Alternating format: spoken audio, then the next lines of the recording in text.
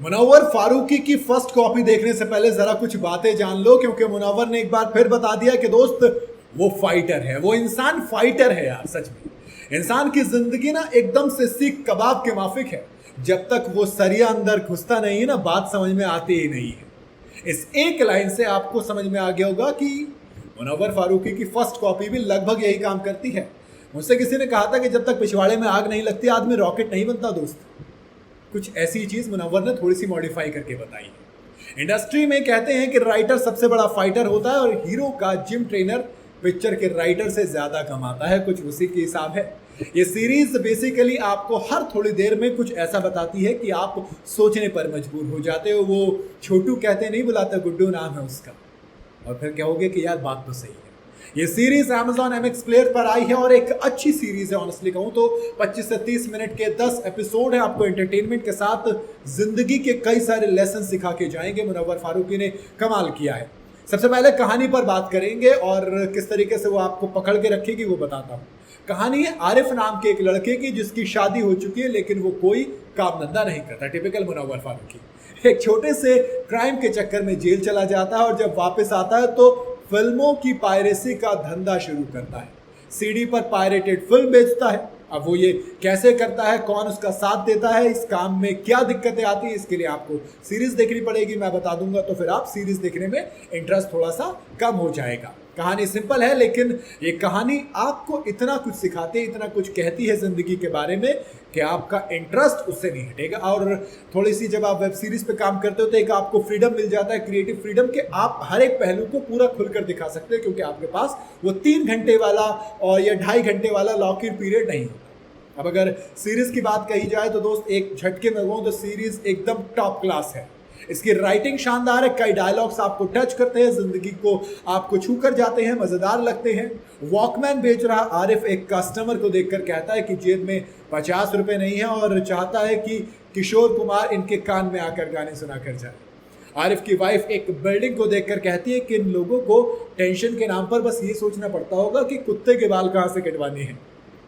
मतलब वही जो एक मिडिल क्लास इंसान सोचता है वो सब कुछ ये फिल्म ये सीरीज आपको कहती है। एक जगह आरिफ कहते हैं कि सेकंड हैंड कंप्यूटर है, मोहम्मद रफ़ी जैसी आवाज़ थोड़ी निकालेगा।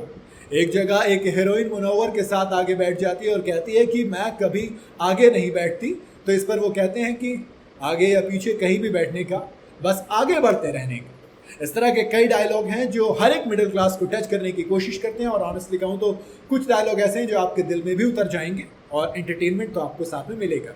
समझाते भी हैं, सिखाते भी हैं। ये सीरीज शुरू से मुद्दे पर आ जाती है और अच्छी पेस पर चलती है, यानी कहीं भी आपको ऐसा नहीं लगेगा कि फिल्म आपको छोड़कर जा रही हो या आप पीछे रह गए हो, फिल्म आगे निकल गई। आप कहीं पर बोर नहीं होते। सारे किरदार अपना काम बखूबी करते हैं। हर किरदार की अहमियत है और हर किरदार अच्छे से लिखा गया है।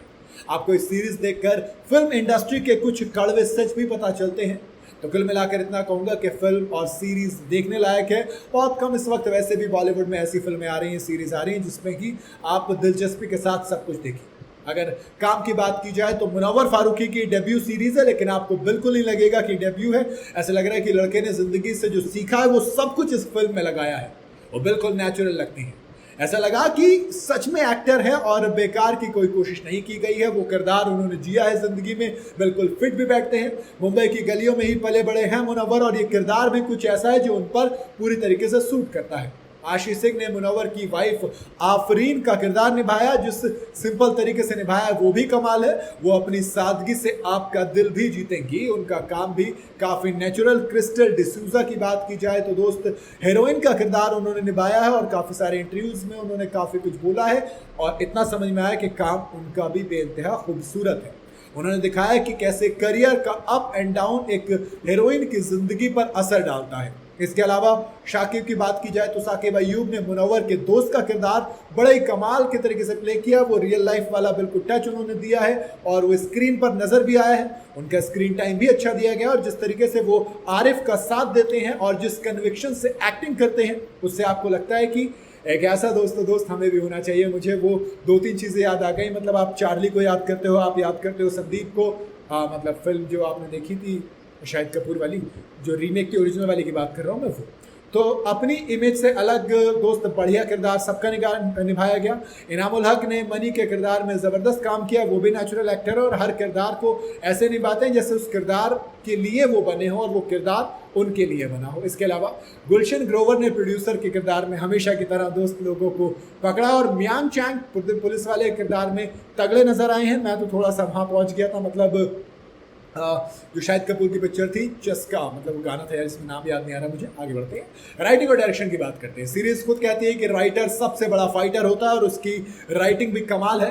फरहान जमा और जुनैद खलीफा ने सीरीज लिखी है, बहुत कमाल की तरीके से राइटिंग में वो फाइटर नजर आया है। फरहान जमा ने डायरेक्शन भी किया है और दोनों इस सीरीज के हीरो हैं।